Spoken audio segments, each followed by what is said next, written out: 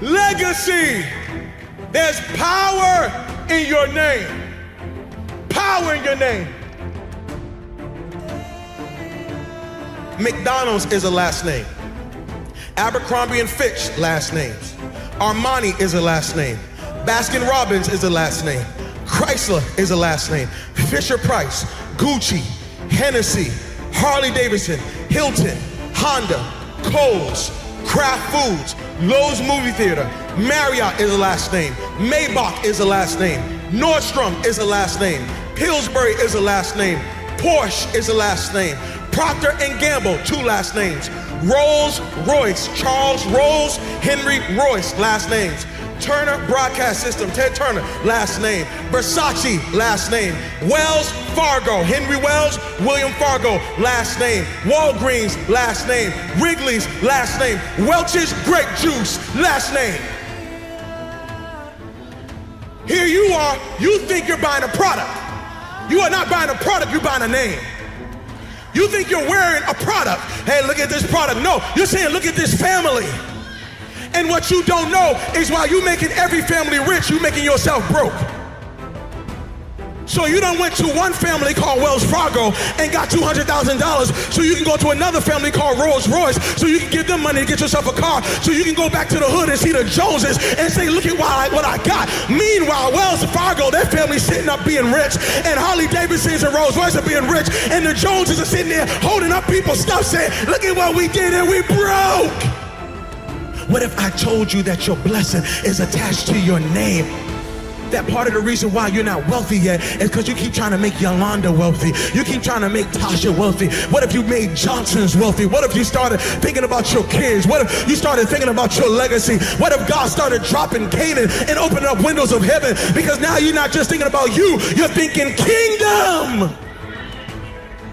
There are some people who are attached to you who are saying, Mama, can you do something with this name? There's some people who are saying, Dad, can you do something with this name? Maybe God gave you the name to change and reverse some of the stuff that the name meant one day. I wish there was somebody in this room that said my name might mean one thing right now, but I promise after today, this name's getting ready to change. I promise after today, everybody's gonna want my last name.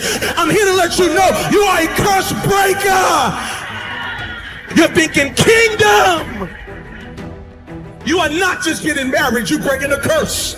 You are not just graduating from college, you're breaking a curse. You are not just getting out of high school, you're breaking a curse. You are not just saved, you're breaking a curse. And everybody around you is about to be blessed because of what God's getting ready to do in your life.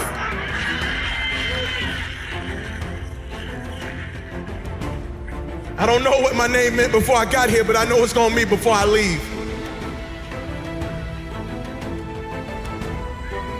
You got a legacy.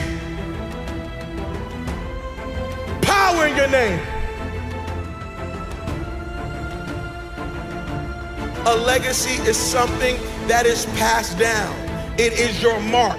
It is your footprint in the earth. It is your contribution to the world. Your legacy is something that is passed down. It is your mark. It is your footprint in the earth. It is your contribution to the world. I don't care about legacy. I'm single. I don't care about legacy. I don't have no kids. I don't care about legacy. My family never cared about me. I don't care about them.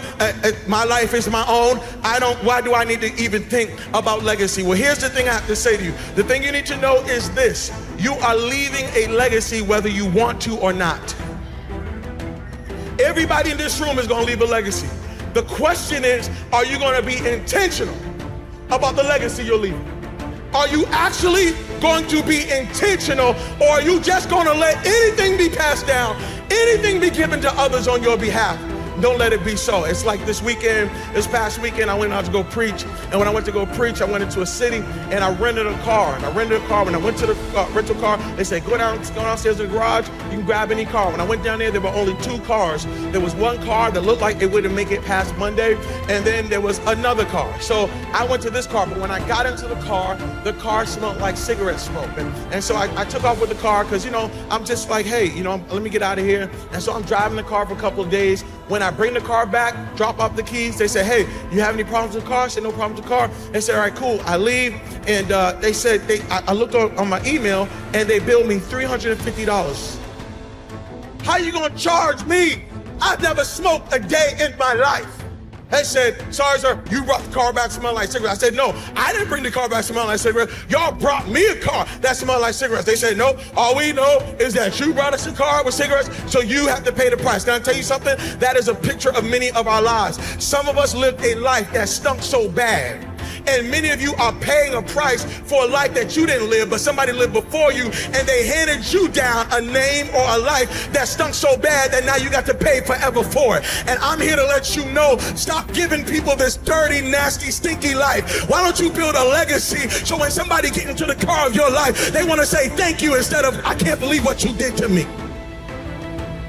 Everybody here has struggled with an addiction that's not yours. It was an addiction that your family didn't deal with. It was an addiction that your father just overlooked. And so it got passed down to you. And now you're struggling with this addiction. But truthfully, if you track the addiction, your father had it, and your grandfather had it, and your great-grandmother had it, and your whole family had it. And because they didn't deal with it, because they weren't thinking legacy, now you're driving in a car that you got to pay for. And God is saying, the buck stops here, that this is it. I put you in the earth because you're about to stop some stuff.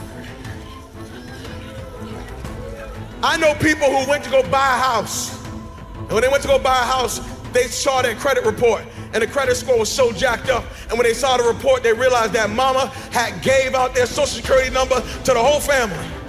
And everybody done rented stuff and didn't pay back, and everybody had electric bills and cell phones that don't even exist no more. Why? Because somebody didn't care about legacy, and they handed you a bill, and now you can't walk in Canaan, not because of your issues, but because of some issues that were passed down. God forbid you are sitting in this place saying, I don't care about legacy. You need to care about it, because somebody's got to live in the life you have. You are passing something down whether you want to or not.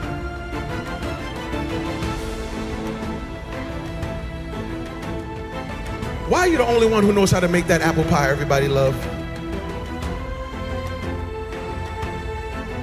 Why are you the only one who knows how? So you mean to tell me, can't nobody else make that sweet potato pie recipe but you? So you're gonna just die and you're not gonna tell nobody what the secret was?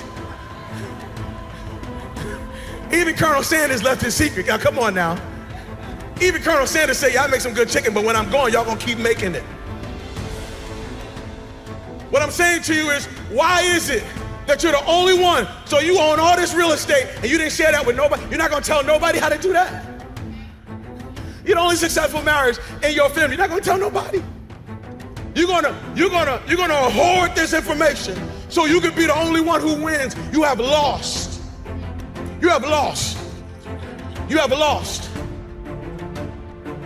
And I'm telling you that you are gonna have to look at your life and recognize that everything you are doing right now is having major and great impact. If you're gonna leave a legacy, you're gonna have to remember how you started, but focus on how you finished. I don't want you to forget how you started. I don't want you to forget that Father wasn't there. I don't want you to forget some of the conditions that you were raised in. I don't want you to forget some of the rejection, some of the pain. No, I want you to remember how you started, but do not for 1 second let it dictate how you're gonna finish. There's somebody in this room saying, Pastor, I don't understand. I hear you, but this sermon got me all messed up. I was feeling good. And then you done preached this sermon, and now I'm thinking about the 60 years of my life I've wasted. I'm thinking about the 60 years of hurt I caused. I'm thinking about the 60 years of stuff I did. I got some college student who's sitting here saying, Pastor, I wish I heard this word in my junior year in high school. I wish I heard this word in my sophomore year in high school, because I did some stuff as a sophomore that I'm still paying for now. I did some stuff as a senior that I'm still paying for now. Can I tell you something? Your yesterday may have been jacked up, but God knows how to take the old and make it new. I came to preach to somebody today and let you know your first 60 years was jacked up, but your next 60 days, God says, I will turn it into such impact. I will give it such greatness that you won't even remember some of the stuff that you jacked up. Legacy is built now, but experienced later. If you are going to leave a legacy, you got to start building now. I'm talking to college students, okay? Don't wait. Oh, when I graduate, in 4 years, I'm just going to live it up. And then when I graduate, I'm gonna be free. I'm gonna get serious about my life. Can I tell you something? I know 40-year-olds who are living under the consequence of things they did from 18 to 22. and they thought that when they left school that they left the issue, not realizing that the issue followed them all the way into their adulthood. I'm telling you that right now you are a builder. Right now you have to start building your life. Now you got to start building credit. Now you got to start building your finances. Now you got to think like a farmer. A farmer thinks sowing. I'm sowing seeds, realizing that I'm not going to reap this until later. Your last name is bigger than your first name. I don't care how you got your name, but you need to be living for your last name.